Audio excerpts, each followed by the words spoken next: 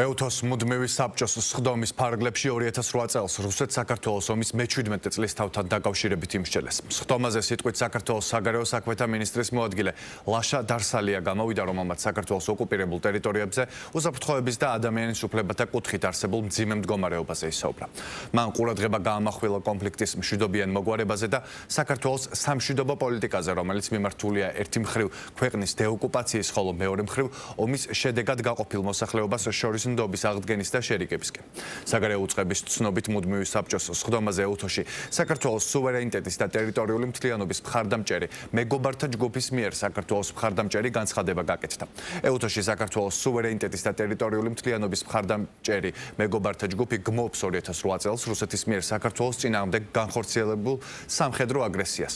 ასევე მოუწოდებს რუსეთის ფედერაციას სრულად შეასრულოს 2008 წლის 12 აგვისტოს ცეცხლის შეწყვეტის შეთანხმებით ნაკისრი ვალდებულებები. გაიყვანოს თავისი ძალები კონფლიქტის დაწყებამდე არსებულ პოზიციებზე და გააუქმოს აფხაზეთის და ცხინვალის რეგიონების ეგრეთ წოდებული დამოუკიდებლობის აღიარების შესახებ გადაწყვეტილება. მეგობართა ჯგუფი მოუწოდებს ეუთოსა და საერთაშორისო საზოგადოებას აქტიური ჩართულობისკენ რუსეთ-საქართველოს კონფლიქტის მშვიდობიანი მოგვარების უზრუნველსაყოფად.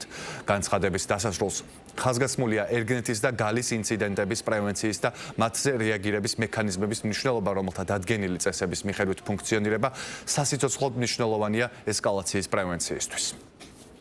ეუთომ სექტემბერში განაახლა მუშაობა. საქართველოს დელეგაციამ ტრადიციულად ერთ-ერთ პირველივე მუდმივი საბჭოს სხდომაზე დააყენა რუსეთ-საქართველოს კონფლიქტის და საქართველოს ოკუპირებული ტერიტორიების საკითხი, გაიმართა შესაბამისი დებატები, ჰქონდა შესაძლებლობა აუდიტორიისთვის მიმოწოდებინა ინფორმაცია ოკუპირებულ ტერიტორიებზე არსებულ ვითარებასთან დაკავშირებით, როგორც უსაფრთხოების, ასევე ჰუმანიტარული და ადამიანის უფლებათა თვალსაზრისით.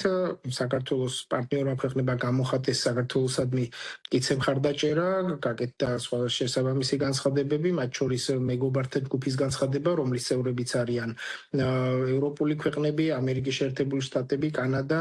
პარტნიორებმა გამოხატეს მტკიცე მხარდაჭერა საქართველოს სუვერენიტეტისა და ტერიტორიული მთლიანობისადმი მის საერთაშორისო აღიარებულ საზღვრებში.